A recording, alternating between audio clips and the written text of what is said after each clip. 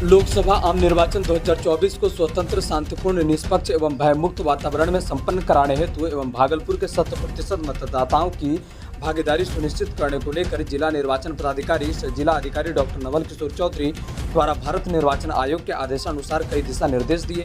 उन्होंने आम आवास में साफ तौर पर कहा कि चुनाव के दिन मतदाता को और प्रत्याशियों को चुनाव आयोग के नियमों का पूर्ण रूपेण पालन करना होगा। साथ ही उन्होंने मतदान का प्रतिशत बढ़ाने को लेकर जागरूकता अभियान के तहत हुए कार्यक्रम का भी प्रसन्नता की। उन्होंने कहा कि सुबह 7 बजे से मतदान प्रारंभ हो जाएगा, जो शाम 6 बजे तक चलेगी, जिसमें लोगों का एकजुट नहीं रहने की बात कही। वहीं जिला अधिकारी ने बताया कि मतदाताओं के लिए हर बूथ पर मूलभूत सुविधाएं उपलब्ध कराई गई है, लोग इसका उपयोग करें। साथ ही उन्होंने कहा कि इस बार हम लोगों की उम्मीद है कि 90% मतदान होगा, जिसको लेकर हम लोग काफ़ी कड़ी मशक्कत किए हैं। उम्मीद है कि कड़ी सुरक्षा के बीच ये मतदान शांतिपूर्ण होगी। वहीं मतदाताओं से चुनाव आयोग के तहत जो भी कागजात होते हैं, चाहे वह आधार कार्ड हो, वोटर ID कार्ड हो या फिर अन्य दस्तावेज, अगर वह लेकर जाते हैं तो उन्हें मतदान देने में कोई परेशानी नहीं होगी। साथ ही उन्होंने कहा कि हर बूथ पर सुरक्षा के पुख्ता इंतजाम किए गए हैं, जिसको लेकर कमरे के साथ साथ अन्य पुलिस के बल की तैनाती की गई है। जिलाधिकारी ने बताया कि निर्वाचक फोटो पहचान पत्र के अतिरिक्त वैकल्पिक दस्तावेज के संबंधित निर्देश जारी की गई है, जो निम्न प्रकार है।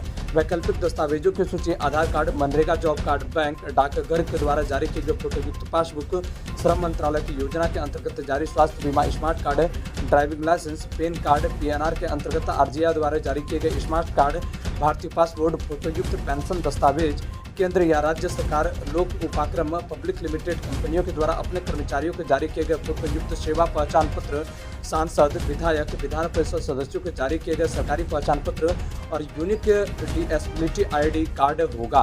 प्रेस वार्ता के दौरान जिलाधिकारी के अलावा कई पदाधिकारी व चुनाव से संबंधित भी कई पदाधिकारी मौजूद थे। में 3 लाइन लग सकता है, एक तो पुरुष और एक महिला की लाइन होती है। खास करके दिव्यांग जन जाते हैं, उनको हम लोग प्रायोरिटी देते हैं, उनकी लाइन भी लगा करके उनको पहले वोट कराते हैं।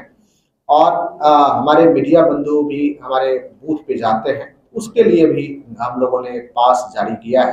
करीब 158 पास हम लोगों ने जारी किया है। और बिल्कुल जाएं और हमें विभिन्न जगहों से हमें आप फीडबैक दें, ताकि हम लोगों के लिए और बेहतरीन व्यवस्था कर सकते हैं। साथ ही आप लोगों को जागरूक करें, ताकि इस भागलपुर में जो हमारे मतदान का प्रतिशत है, कम से कम 90% मतदान हो। और लोगों को जस्ट झकझोरने की जरूरत है, उन्हें अपनी चीजों को याद दिलाने की जरूरत है। ये उनका अधिकार है और इस अधिकार को वो अपने कर्तव्य के रूप में निभाएं। यह अधिकार हमें संविधान ने दिया है, तो हम मतदान करके रहेंगे होगा। और सारी सुरक्षात्मक व्यवस्था सभी जगहों पे कर ली गई है। कई लेयर्स में मजिस्ट्रेट और फोर्स लगाए गए हैं। जैसे बूथ पे जो हमारे फोर्स हैं, उसके अतिरिक्त हमारा जोनल दंडाधिकारी है, पुलिस पदाधिकारी है, सुपर जोनल दंडाधिकारी पुलिस पदाधिकारी है, एक्स्ट्रा सुपर जोनल दंडाधिकारी पुलिस पदाधिकारी है। इसके अतिरिक्त QRT की हमारी फोर्स है, SDO SDPO का रिजर्व है, DM SP का रिजर्व है। तो फोर्स चप्पे चप्पे पे रहेगा और हम लोग अपने फोर्स को और अपने पदाधिकारी के गाड़ियों को गाँव में भी भेजेंगे, ताकि गांव में कोई कहीं भी व्यक्ति किसी को रोक नहीं सके और हर व्यक्ति निर्भीक होकर के, निष्पक्ष होकर के मतदान कर सके। आपके माध्यम से एक चीज मैं जरूर अनुरोध करूंगा कि चूंकि धारा 144 लगी हुई है और मतदान करना है, तो कोई भी हमारे वोटर है वो बूथ पे आए, वोट डालें। उसके बाद कहीं बाहर में मजमा लगाने की आवश्यकता नहीं, वो सीधा अपने घर जाएं।